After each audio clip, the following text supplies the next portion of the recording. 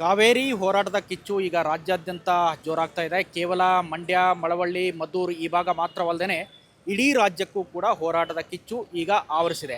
ಈ ಬಗ್ಗೆ ಮಾತಾಡೋದಕ್ಕೆ ರೈತ ಮುಖಂಡರು, ರೈತ ಸಂಘಟನೆಯ ಅಧ್ಯಕ್ಷರಿದ್ದಾರೆ ಹೆಮ್ಮಿಗೆ ಚಂದ್ರಶೇಖರ್ ಅವರು. ಎಸ್ ಸರ್, ಕಾವೇರಿ ಹೋರಾಟ ಕೇವಲ ಮಂಡ್ಯಕ್ಕೆ ಉಳಿದಿಲ್ಲ. ಈಗ ನಮ್ಮಲ್ಲೇ ನೀರಿಲ್ಲ, ಬೇರೆ ಕಡೆ ಹೇಗೆ ಕೊಡೋದು ಅನ್ನೋ ಚರ್ಚೆ ಇಡೀ ರಾಜ್ಯಾದ್ಯಂತ ನಡೀತಾ ಇದೆ. ಇಂಥ ಪರಿಸ್ಥಿತಿಯಲ್ಲಿ ತಮಿಳುನಾಡು ನೀರನ್ನು ಬಿಡಲೇಬೇಕು ಅಂತ ಬೆನ್ನತ್ತಿದೆ. CWRC ಕೂಡ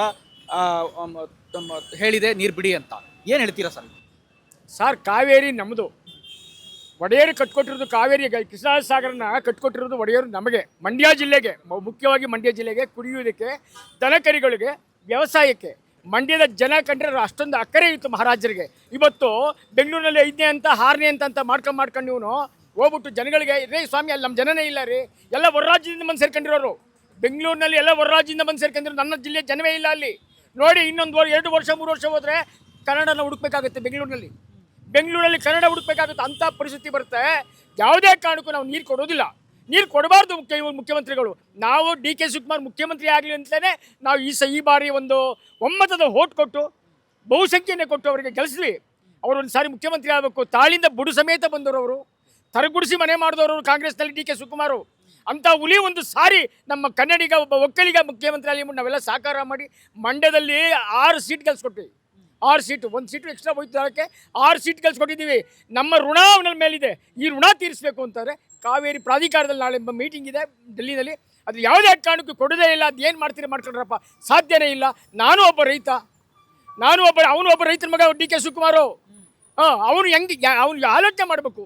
ಜನಗಳಿಗೆ ಇವತ್ತು ನೀರು ಸರ್, KRS ನೀವೇ ನೋಡ್ತಾ ಇದ್ದೀರಿ. ಸುಮಾರು ವರ್ಷ ಆಗಿತ್ತು. ಹಿಂದೆ ಶ್ರೀ SM ಕೃಷ್ಣ ಕಾಲದಲ್ಲಿ ಈ ಥರ ಬರ್ದಾಗಿತ್ತು, ನೀರು ಬಂದಿರಲಿಲ್ಲ. ಇವನು ಬಂದಮೇಲೂ ಇದೇ ಬರ್ದಾಯಿತು. ಬೇಡ, ಅದೇನೋ ಪ್ರಕೃತಿ ವಿಕೋಪ, ಅದನ್ನು ಅವ್ರಿಗೆ ಬೆನ್ನು ಕಟ್ಟೋದು ಬೇಡ. ಅದನ್ನು ಹೇಳೋದಕ್ಕೂ ಇಷ್ಟಪಡೋದಿಲ್ಲ ನಾನು. ಇವತ್ತು ಎಲ್ಲ ದೇವ್ರನ್ನೂ ಮಾಡ್ತಾರೆ DK ಶಿವಕುಮಾರ್.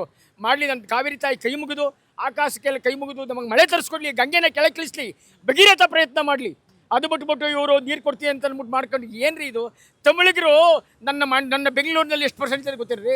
ತಮಿಳಿಗರೇ 20% ತಮಿಳಿಗರವರೇ. ಬೆಂಗಳೂರಲ್ಲಿ 20% ಇದೆ. ಇಡೀ ನನ್ನ ಕರ್ನಾಟಕದಲ್ಲಿ 40% ತಮಿಳರವರೇ. ಥ್ರೂಔಟ್ ಕರ್ನಾಟಕ 40% ತಮಿಳ್ನಾಡವರೇ. ಅವರು ಯೋಚನೆ ಮಾಡಬೇಕು, ಆ ಮುಖ್ಯಮಂತ್ರಿನೂ ಯೋಚನೆ ಮಾಡಬೇಕು. ನನ್ನ ಜನ ಅಲ್ಲದೆ ಇಡೀ ಕರ್ನಾಟಕದಲ್ಲಿ ನನ್ನ ತಮಿಳು ಜನ ಅದೇ.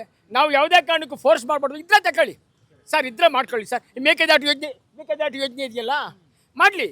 ಅದಕ್ಕೆ ಅನುಮತಿ ಕೊಡಬೇಕು. ಅವನು ಯಾರು ಯಾಕೆ ಕೊಡ್ತಾ ಇಲ್ಲ?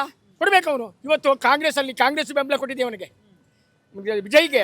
ಕಾಂಗ್ರೆಸ್ನವರು ಬೆಂಬಲಿಗೆ, ಅದೇ ಕಾಂಗ್ರೆಸ್ನವರು ಇವನು ಏನು ಮಾಡ್ತಾ ಇದ್ರು? DK ಶಿವಕುಮಾರ್ ಯಾಕೆ ಇವೆಲ್ಲ ಮಾಡ್ತಾ ಇದ್ರು? ನಮ್ಮನ್ನು ಹಾಳು ಮಾಡೋಕೆ ಮಾಡಿದ್ದಾರೆ. ಅಲ್ಲ, ಬೆಂಬಲದಿಂದಾಗಿ ಈ ರೀತಿ ಒಂದು ಹೊಂದಾಣಿಕೆ ನಡೀತಾ ಇದೆಯಾ? ಏನು ಕತೆ? ಅದೇ ಸರ್, ಅವ್ರದ್ದೊಂದು 5 ಸೀಟ್ ಏನೋ ಗೆದ್ದಿದ್ದು ಮಂಡ್ಯ ತಮಿಳ್ನಾಡಲ್ಲಿ. ಅವಾಗ ಯಾಚಿಕೆ ಮಾಡ್ಕೊಂಡು ತಕೊಂಡು ಇವತ್ತು ಅವರು ಇದು ಮಾಡ್ಕೊಂಡು ಅವ್ರಿಗೆ ಗುಲಾಮರಾಗಿ ನಿಂತವ್ರು ಇವರು. ಇವತ್ತು ನಮ್ಮ ಕರ್ನಾಟಕ ತಮಿಳಿಗರಿಗೆ ಗುಲಾಮರಾಗ್ತಾ ಇದ್ದೀವಿ. ಎಲ್ಲಿ ತಂದುಕೊಡುವ ಸರ್ ನೀರು ನಾವು? ನೀವು ಯಾವ ಇಡೀ ದೇಶ ನೋಡ್ತಾರೆ, ರಾಜ್ಯ ನೋಡ್ತಾ ಇದೆ. ಇವತ್ತು ಪ್ರಧಾನಿಗಳಿಗೂ ಮನವರಿಕೆ ಆಗಿದೆ. ಕೃಷ್ಣಾ ಸಾಗರದಲ್ಲಿ ನೀರಿಲ್ಲ ಅಂತ ಪ್ರಧಾನಿಯವ್ರಿಗೂ ಮನವರಿಕೆ ಆಗಿದೆ. ಅಂಥದ್ರಲ್ಲಿ ನೀರು ಕೊಡಿ ಅಂತಾನೆ ಎಲ್ಲಿಂದ ತಂದು ಕೊಡುವ? ಒಂದು ಕೆಲಸ ಮಾಡಲಿ, ಅವ್ರಿಗೆ ಬರ್ಕೊಟ್ಬಿಡ್ಲಿ ಸರ್. KRS ಅವ್ರಿಗೆ ಬರ್ಕೊಟ್ಬಿಡ್ಲಿ. ನಮ್ಮ ರಾಜ್ಯ ಇಂಥ ಅಯೋಗ್ಯರು ಗೆಲ್ಸ್ಕೊಟ್ಟು ನಾವು 136 ಸೀಟು ಇತಿಹಾಸದಲ್ಲಿ ಯಾರೂ ಗೆದ್ದಿರಲಿಲ್ಲ. ಯಾಕೆ ಧೈರ್ಯ ಮಾಡ್ತಾ ಇಲ್ಲ ಈ DK ಶಿವಕುಮಾರ್ ಅವರು? ಹೇಳೋದು ಮಾಡ್ಬೇಕು ಸರ್. ಅವನು ಏನು ಗೊತ್ತಾ ಸರ್, ಅವನು ಅಂದರ್ ಬಾಯಲ್ಲಿ ಆಡೋಕ್ಕೆ ಶುರು ಮಾಡ್ಬಿಟ್ಟ. ಈಗ ಅಲ್ಲಿ ಇಲ್ಲಿ ಮಾಡ್ಕೊಂಡು ಯಾರು ಎದುರಾಕೋದು ಬೇಡ. ಅಲ್ಲ ರೀ, ಇವ್ನಿಗೇನು ಹಣ ಬೇಕಾಗಿಲ್ಲ, ಆಸ್ತಿ ಬೇಕಾಗಿಲ್ಲ ರೀ. ಇವತ್ತು ಕರ್ನಾಟಕದಲ್ಲಿ ನಂಬರ್ 1 ಮುಖ್ಯಮಂತ್ರಿ ಶ್ರೀಮಂತ DK ಶಿವಕುಮಾರ್. ಇವನಿಗೇನು ಬೇಕೇ ಆಗಿಲ್ಲ.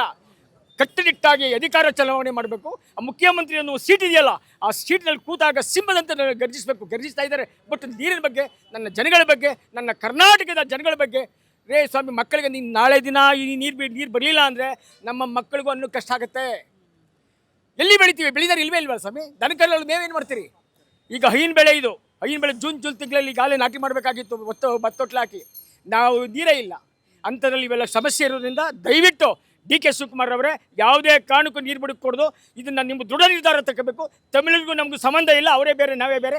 ನಂದು ಕರ್ನಾಟಕ, ಕನ್ನಡ ರಾಜ್ಯ, ಮಂಡ್ಯ ಜಿಲ್ಲೆ ಅಂದರೆ ಇಂಡಿಯಾಕ್ಕೆ ಗೊತ್ತು. ಅಂತ ಇದರಲ್ಲಿ ದಯವಿಟ್ಟು ನೀವು DK ಶಿವಕುಮಾರ್ ಇವತ್ತು ವಾರ್ ಮಾಡ್ತಾ ಇದ್ದೀವಿ. ಮುಂದೆ ಬೆಂಕಿ ಹಚ್ಚಿಬಿಡ್ತೀವಿ, ವಿಧಾನಸೌಧಕ್ಕೆ ಬೆಂಕಿ ಹಚ್ತೀವಿ. ಅಂಥ ಗಂಡದೇಗಳು ನಾವು.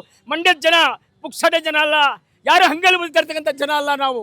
ಆದ್ದರಿಂದ ದಯವಿಟ್ಟು ನಿಮ್ಮ ಕೈ ಮುಗಿತೀನಿ. ನೀರಿನ ಯಾವುದೇ ಕಾರಣಕ್ಕೆ ಯಾವುದೇ ಆದೇಶ ಬರಲಿ ಕೊಡಬೇಡ್ರಿ. ಬಂಗಾರಪ್ಪ ಕೊಡಲೇ ಇಲ್ಲಪ್ಪ. ಬಂಗಾರಪ್ಪ ಅಂತ ಏನು ಮಾಡ್ಕೊಂಡ್ರು? ಬಂಗಾರಪ್ಪನವ್ರು ಕೊಡಲೇ ಇಲ್ಲ ನೀರ. ಅಧಿಕಾರ ಬಿಟ್ಟು ನಾನು ನೀರು ಕೊಡೋದಿಲ್ಲ ಅಂತ ಹೇಳಿದ್ರು ಬಂಗಾರಪ್ಪನವರು. ಇವ್ನಿಗೆ ಯಾಕೆ ಕೆಚ್ಚಿಲ್ಲ? ಇವ್ನಿಗೆ ಯಾಕೆ ಕೆಚ್ಚಿಲ್ಲ?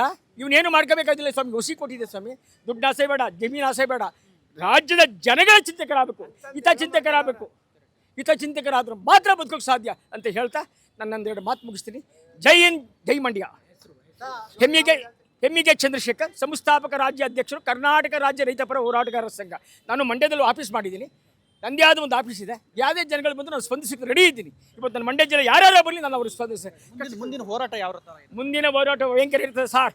ಮುಂದಿನ ಹೋರಾಟ ಆ ಥರ ಈ ಥರ ಅಲ್ಲ. ಕೆಲವರು ಮಾಡ್ತಾರೆ, ಸ್ಟೇಜ್ ಹಾಕಿ ಕೂತ್ಕೊತಾರೆ. ನಾವು ಸ್ಟೇಜ್ ಹಾಕಿ ಕೂತ್ಕೊಳ್ಳೋರಲ್ಲ, ರೋಡಲ್ಲಿ ಮನಿಕೋರು ಸ್ಟೇಜ್ ಹಾಕಿ ಕೂತ್ಕೊತಾರೆ. ಕೆಲವರು ಬಂದು ದುಡ್ಡುಗೋಸ್ಕರ ಏನೋ ಅವ್ರು ಹಣೆ ಬರ ಏನಾರು ಮಾಡ್ಕೊಳ್ಳಿ.